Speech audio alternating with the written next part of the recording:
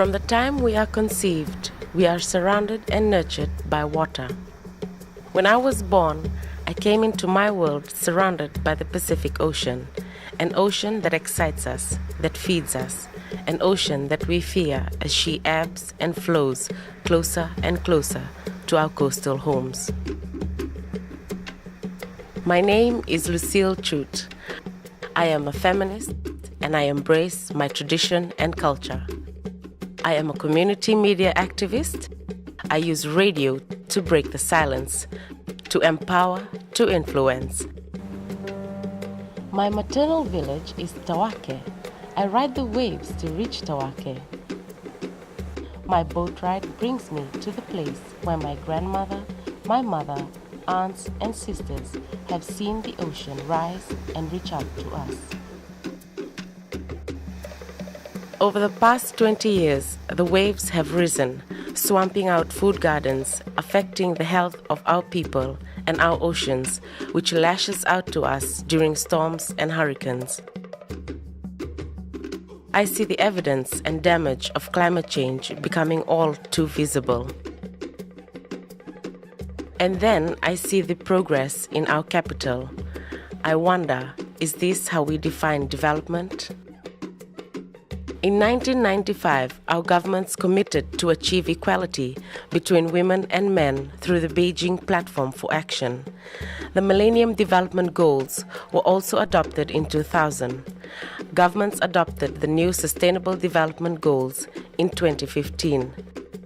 A promise to advance women's human rights, to address inequalities, to end violence against women and girls, to ensure access to sexual and reproductive health, to ensure women's economic security, and to be safe. I am a Pacific woman. These are our stories.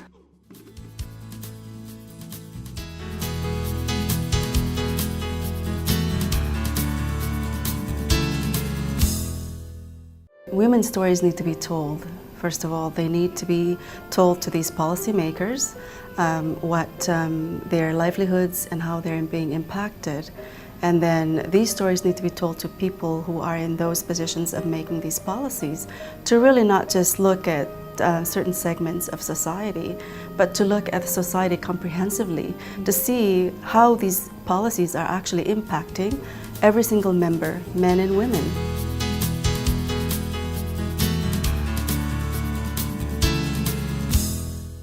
Peace and security for Pacific women really begins in the home. As a young Samoan woman, one of the things that we learned very quickly is the role of women as peacemakers in society and women as peacemakers in families and communities. And through that role, there was an expectation on women to come in where there's potential conflict, where there's disagreements and potential conflicts arising out of disagreements. It was the role of women and Tamaitai as Pae Ma'auli in Samoa to try and facilitate discussion and dialogue so that the different parties will arrive at a space where they can resolve these issues or where they can collectively determine a way forward in addressing these issues.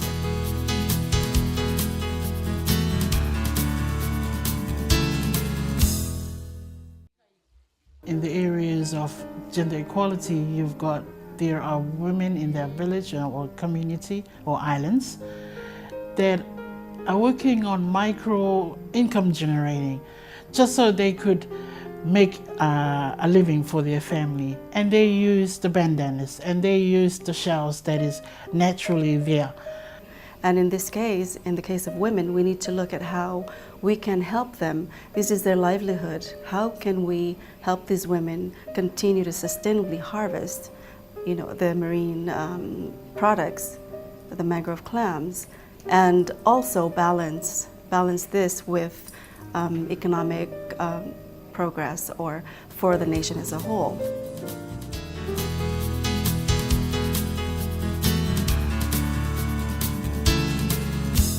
Depends on where you are. If you are far in the valleys, then the river gets dry because of the firebush. But when you are close to the sea, now they have to go a bit further to do some fishing to get fish at home. Now the women used to be to go out fishing together. Now it's not the case. So all of these are putting our women into a very difficult situation because handicraft making is their source of income. It's their everyday life. So for women who live on the outer islands, this climate change thing is making the whole their lives much harder. And even today, handicraft making is a source of income that women depend on to educate, to send their children to schools, and so this means hardships for some women out there. If they are not in the decision making of the adaptation program, or when there's a program or projects that is coming as far as development or climate changes on the village, then they get left behind. Development might just destroy the area where they're collecting the shells, or water is taken away from where the bandanas are growing, or the sea is just washing them, and it's not being replaced. I know everyday women is always teaching their children how to conserve water, and that should come up to a level where it should continue the conservation of water. Women has perspective, good initiatives around how water can be shared or can be used and can be kept, or they have some measures of conserving water. In terms of displacement, yes, because we do have some atolls to the north and then several to the south, which are currently, we have population there. But in terms of sea level rise, sea inundation and so forth, it impacts their food supply. But most of all, in terms of sea level rise, we're talking about perhaps these places not being habitable after so many decades. So we have to think about also how to move these people. Because again, land tenure and land being identity in Palau, also, you're not just a Palauan, but you're also from a very specific place and space. There is soil erosion, there is the relocation if possible, especially our people living on the shores because we have nowhere to run, we have limited land. So it means everything. This climate change is actually giving women more time to work harder than before, and sometimes it's beyond our control. The new Sustainable Development Goals in 2015. A promise to advance women's human rights, to address inequalities, to end violence against women and girls, to ensure access to sexual and reproductive health, to ensure women's economic security and to be safe, to live in peaceful societies and supported to participate in decision-making. This new Sustainable Development Agenda must not just be another set of promises. The goals cannot be achieved without the involvement of women. We must work together, you and me, to change laws and policies, to redefine peace by putting human security first, to change the way we live with each other and with our environment. So when the world gathers again in 2030, what would we have achieved? What is the transformation that is needed for women's lives, for our communities? My daughter, she's 10. I've got 3 grandchildren, and I hope that for them, the things that we're doing now and the things that we are facing now, it wouldn't be a problem for them. That's my hope. Women would be able to live their lives as they want, as they like, and as they wish they could. Their aspirations would be taken into account without fear. I hope that the mothers, the parents, they also do respect their children. Everybody in the home respect each other, not because of their sex, but because they are human beings. If that is happening at any level, I think there would be peace, justice, and it's forever. I mean, in 5 years' time, that they have eliminated most forms of discrimination against women and girls, and that they have narrowed the gap of gender equality between, and the issues are being catered or looked at to a point where women and men are working together.